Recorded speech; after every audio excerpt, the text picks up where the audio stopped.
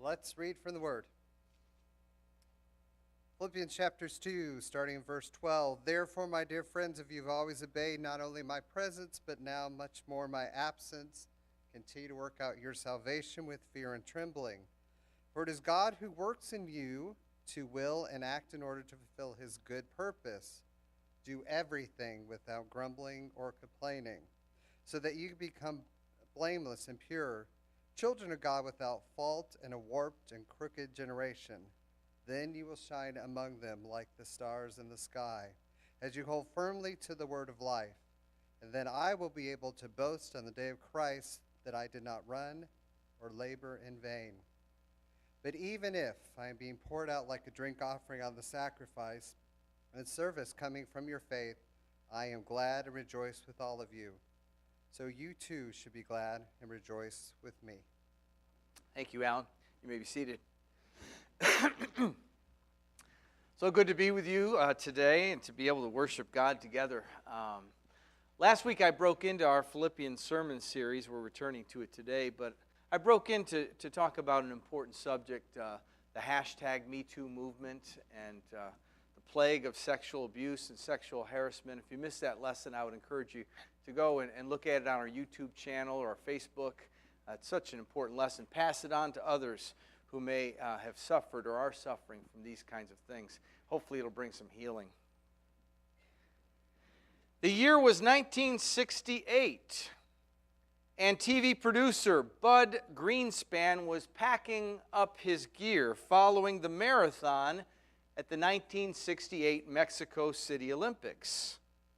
It had been over an hour since he had preserved for posterity the elegance and poise of iconic Ethiopian runner Mamo Wold as he crossed almost effortlessly the finish line in a time of 2 hours, 20 minutes, and 26 seconds.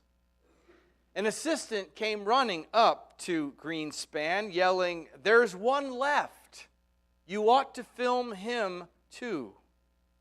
And sure enough, into the darkened and almost deserted stadium hobbled a heavily bandaged and clearly injured competitor. Each step caused him to wince in pain.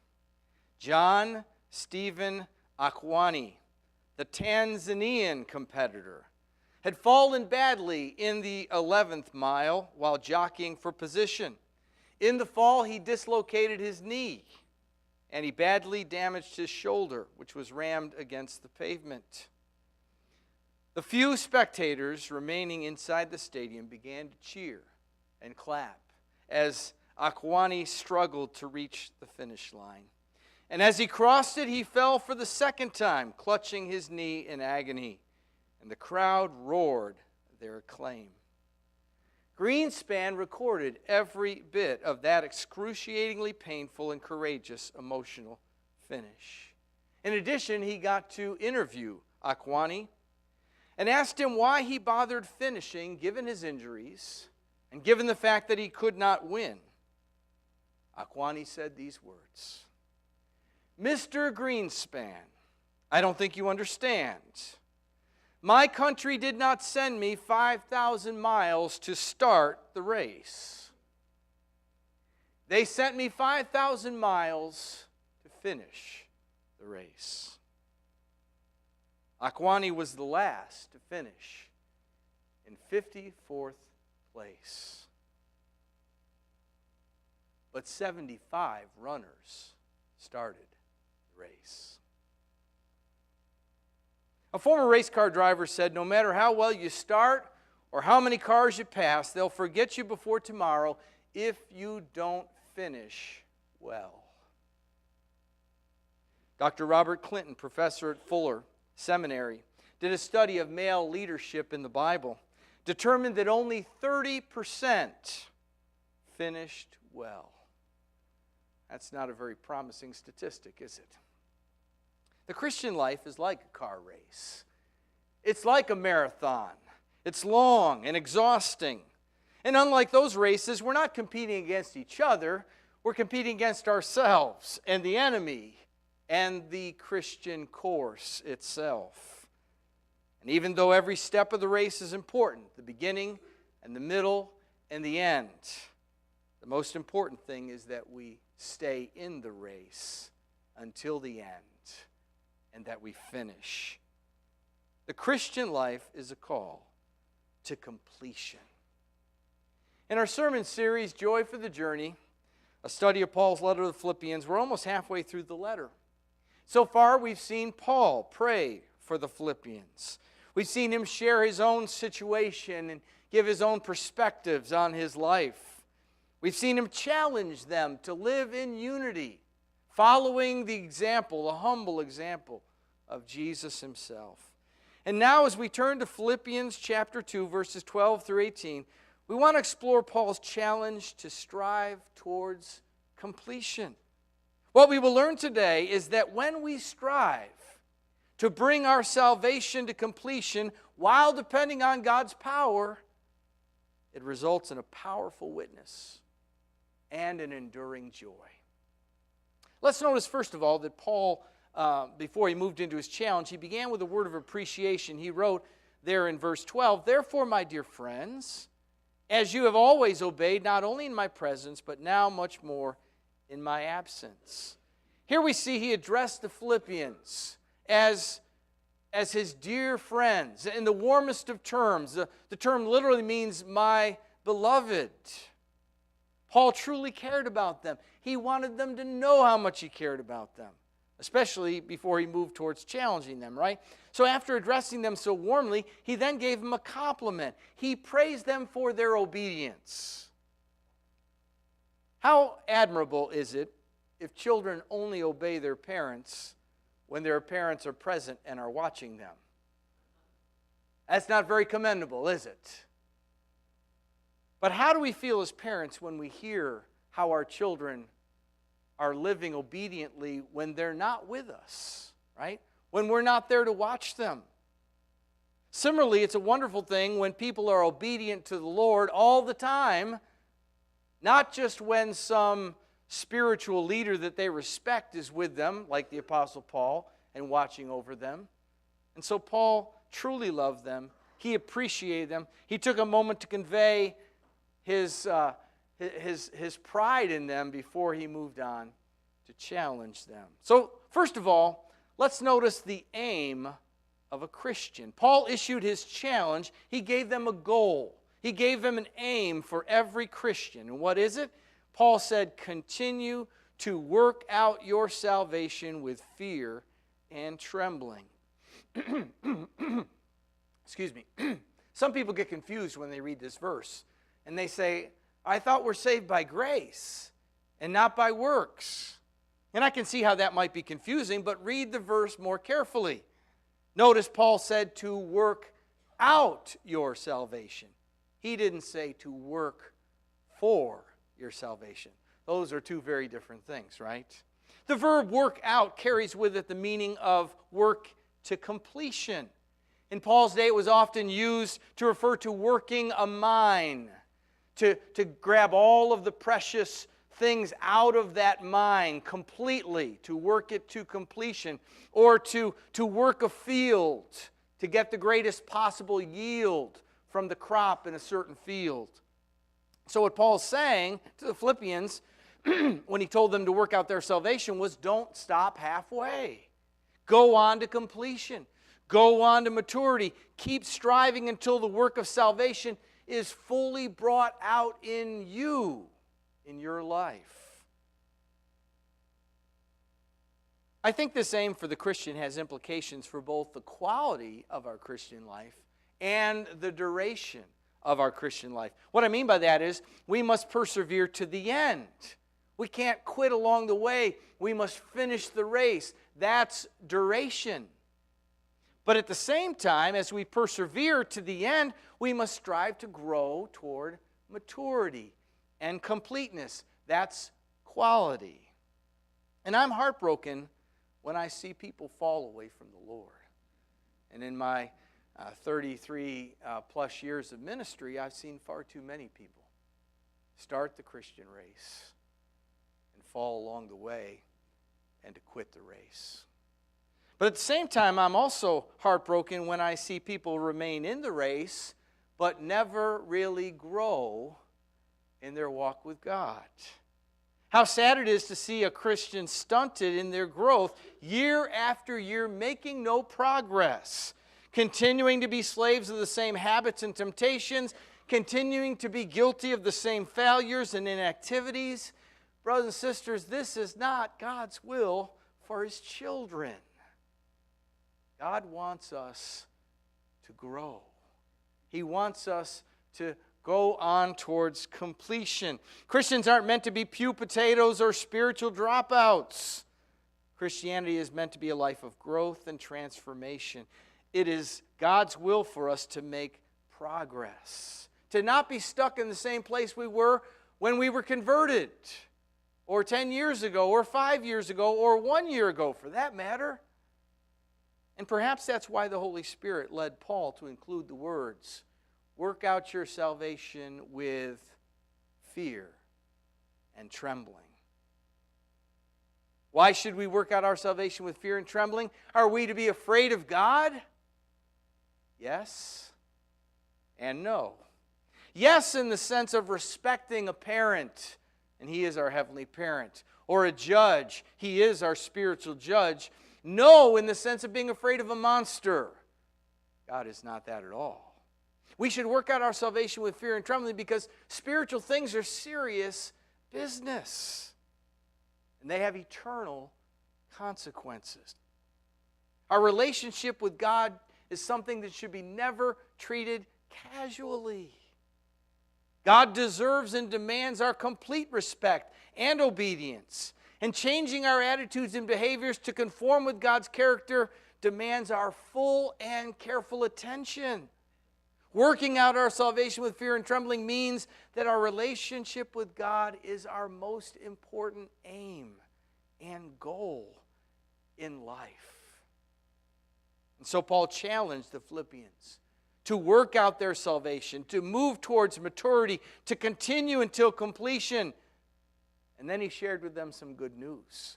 Number 2, the ability of a Christian. The good news is that we Christians are not completely on our own in this process. Paul wrote, "For it is God who works in you to will and to act according to His good purpose." How wonderful is that? God has promised to help us to move on towards completion and to carry out His will. And so the Christian walk is a divine human encounter in which God's power is at work within us. And God lives within us through His Spirit. This divine working, however, does not nullify the human effort or will, but assists us when we decide to act for God and act in obedience to God. Consider the illustration of power steering and power brakes. How many of you remember a time or have driven a car that didn't have power steering or power brakes? All right? Quite a few of us. Even some that are still a little young. I'm wondering, am I still young enough to go to the young adult Christmas party? I don't think so. But anyhow, if you remember, driving a car without power-assisted steering and brakes, you had to use a whole lot of human effort to turn that wheel and to stop that car, right? But how much easier is it to steer and to stop when you have power-assisted steering and power-assisted braking? It's a whole lot easier. But let's make this important clarification. And this is kind of funny because this illustration is almost getting outdated, all right? This new thing called automatic braking systems is going to blow a hole in my illustration, but most of us don't have that yet, so I can still use the illustration, all right? The steering wheel and the brakes cannot work without human effort, right? That wheel won't steer. I know there's that parking thing they've come up with as well, but you know, let's think old ways, okay? If you don't turn the wheel, it doesn't turn. If you don't press on the pedal, it doesn't stop. But the second you start the motion, the power assist kicks in, makes it easier. The second you step on the brake, the power assist steps in and helps stop the car. And all that's great. And that's how it works spiritually. God doesn't do it for us, but the second we start to do it, the second we act according to His will and have that desire in our heart, the power assist kicks in and helps us. Although I cannot explain exactly how God's power dwells in us or how it works in us, I believe in it. And I take great comfort in knowing that God's power is at work in me and His power is at work in you. Look at a couple of promises of God's Word about His power assist. Ephesians 1:18 and 19. I pray also that the eyes of your heart may be enlightened in order that you may know His incomparably great power for us who believe. And then Ephesians 3:20. Now to Him who is able to do immeasurably more than all we ask or imagine, according to His power that is at work within us. And of course, Philippians 4:13, I can do everything through Him who gives me strength. And so this aim for perfection and completion is not something we have to do all by ourselves. God promises to aid us and assist us through His power at work within us. Number 3, we move on to the actions of a Christian. The next 3 verses, Paul moved from the promise of God's power into a description of appropriate actions for the Christian who is moving on towards completion. Paul wrote, do everything without complaining or arguing, so that you may become blameless and pure, children of God without fault in a crooked and depraved generation in which you shine like stars in the universe, as you hold out the word of life. We're called to holy living in the midst of a crooked and depraved world. There should be such a stark contrast between our behavior as Christians and the behavior of those who aren't Christians that we stand out like stars in the dark sky. Paul employed several words to describe holiness. First word is blameless, which expresses what the Christian is to be to the world. We should live in a way that no one can find fault in us. In that sense, we're blameless. The second word is pure, which means unmixed or unadulterated. And the purity must include the sincerity of thought and action and character. We must strive to be holy inside and out. And the last word he used is without fault, which literally is without blemish, which is a word often used in the Old Testament sacrifices, that those animals offered in sacrifice had to be without blemish, without fault. And our goal should be that our lives are like that, this sacrifice to God that is unblemished.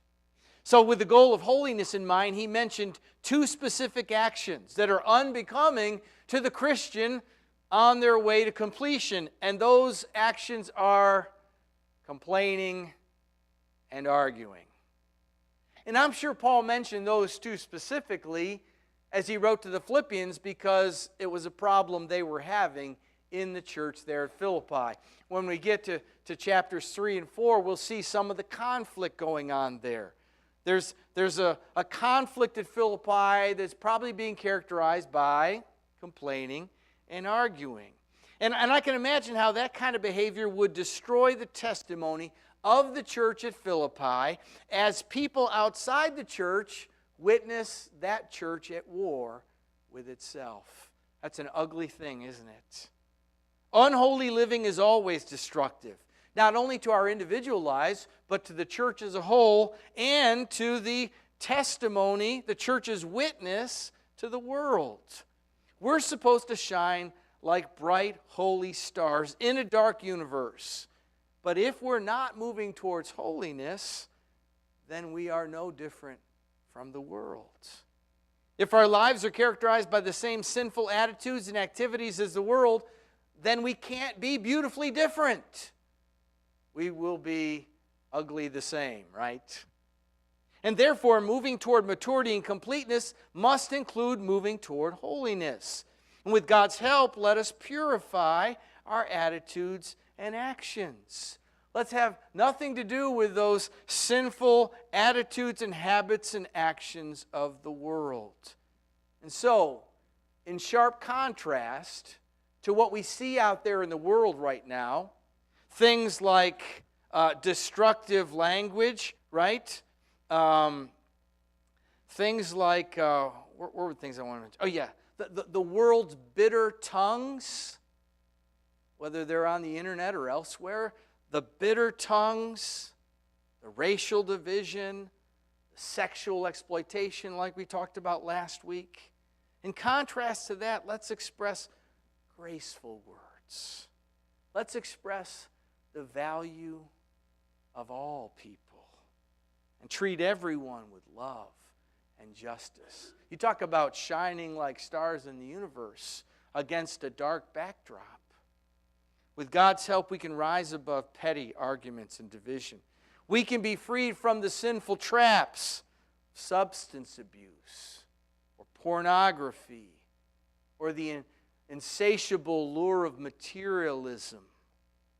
With God's help, we can be holy like God is holy. And when we are, then we stand out like stars in the universe. And number 4, Paul talks about the assurance of a Christian. As he concludes this section, he gives them a word of assurance. He wrote, "In order that we may boast on the day of Christ, that I may boast on the day of Christ, that I did not run or labor for nothing. But even if I'm being poured out like a drink offering on the sacrifice and service coming from your faith, I am glad and rejoice with all of you, and so you too should be glad and rejoice with me." Paul's word of assurance is that if the Philippians have this right aim, drawing upon God's ability to work in them, then he will have the assurance that he has not labored in vain.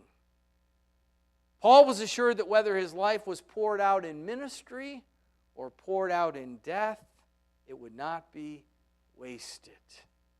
And so there's a twofold joy and assurance that comes for those whose walk is right with God.